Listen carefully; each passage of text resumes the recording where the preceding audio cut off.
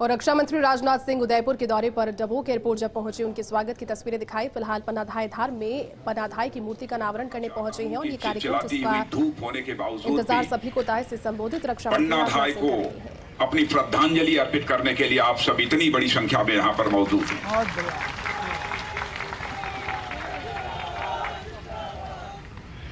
और मैं आभार व्यक्त करना चाहता हूं माननीय गुलाब चंद जी कटारिया और यहाँ के महापौर श्री मीणा जी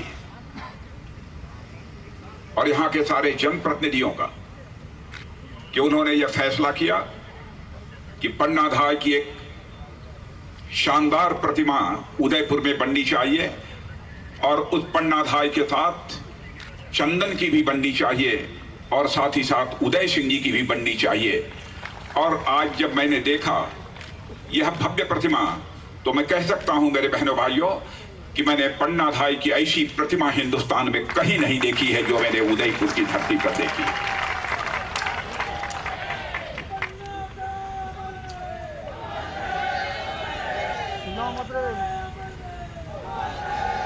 आज के कुछ दिनों पहले जोधपुर के पास में मैं दुर्गा सिंह राठौर की प्रतिमा का अनावरण करने गया था। स्वामी भक्ति के मामले में दुर्गा सिंह राठौर की का कोई जवाब नहीं है। मैं बहुत विस्तार में जाकर उनके बारे में कोई यहां चर्चा नहीं करना चाहता। और आज उसके बाद इस राजस्थान की वीर भूमि पर दूसरी प्रतिमा का मैं अनावरण कर रहा हूं तो अपनी पूजनीय पन्नाधाय की प्रतिमा का मैं यहां पर अनावरण कर रहा हूं। और मैं इसके लिए धन्यवाद देना चाहता हूं आदरणीय गुलाब चंद जी कटारिया को। जून में ही उन्होंने मुझसे कहा था कि पन्नाधाय की प्रतिमा का अनावरण करना है और हम लोग चाहते हैं कि आपके ही हाथों से पन्नाधाय की प्रतिमा का अनावरण होना चाहिए। 3-4 तारीखें तय हुई, बराबर तारीखें टलती रही। वह कटारिया जी के कारण तारीखें नहीं टलती रही बल्कि हमारी व्यस्तता के कारण वह तारीखें टलती रही। लेकिन कटारिया जी ने भी ठान रखा था कि मैं इसका लोकार्पण यदि किसी के हाथों कराऊंगा तो राजनाथ सिंह के हाथों कराऊंगा। और मैंने भी तय कर लिया था कि चाहे जितनी भी बाधाएं आए, इस पूजनीय पन्नाधाय की प्रतिमा का अनावरण करने के लिए मैं ही जाऊंगा उस उदयपुर की धरती पर। और आज मैं आप सबके सामने यहां पर मौजूद हूं। बहनों भाइयों, साम्राज्यों को, सम्राटों को तो सभी याद करते हैं, लेकिन साम्राज्य और सम्राट या किनके कारण अस्तित्व में आए हैं, इन साम्राज्यों को बनाने में किन किन लोगों का कितना बड़ा योगदान है, शायद लोग इस बात को भूल जाते हैं। याद किया जाना चाहिए जिन्होंने अपना बलिदान देकर अपने कलेजे को तलवारों की नोक पर रखकर साम्राज्य बनाया है। बहनों भाइयों, पहले अभिनंदन किया जाना चाहिए, तो उनका अभिनंदन किया जाना चाहिए। और यही भाव मेरे मन के अंदर था, इसीलिए मैंने कहा कि पन्नाधाय की इस प्रतिमा का अनावरण करने के लिए मैं स्वयं वहां जाऊंगा।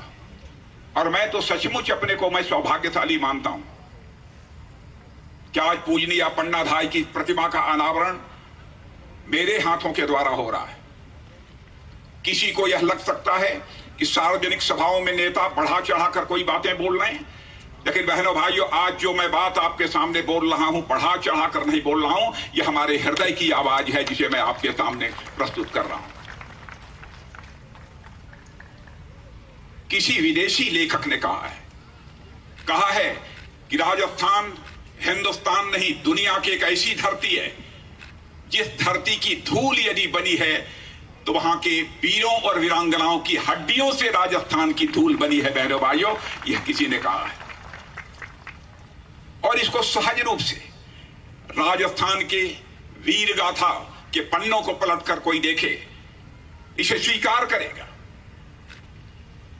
कि सचमुच ऐसे वीरों और वीरांगनाओं की हड्डियों की धूल से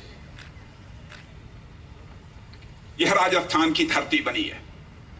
शौर्य और पराक्रम का जहां तक सवाल है, राजस्थान में मेवाड़ हो, चित्तौड़ हो, राजस्थान में शौर्य और पराक्रम की कितनी गाथाएं हैं।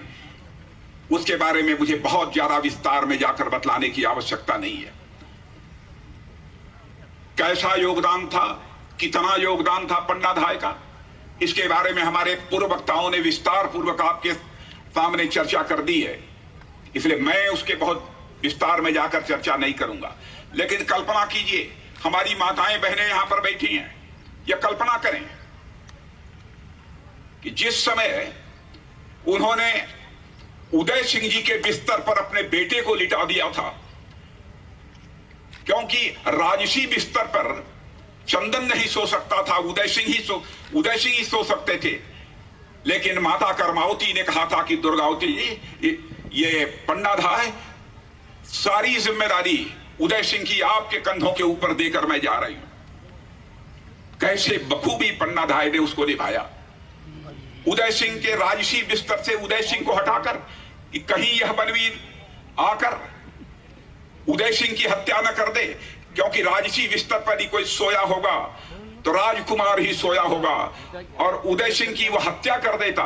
इसलिए उदय सिंह के स्थान पर इन्होंने अपने बेटे चंदन को लाकर सुला दिया।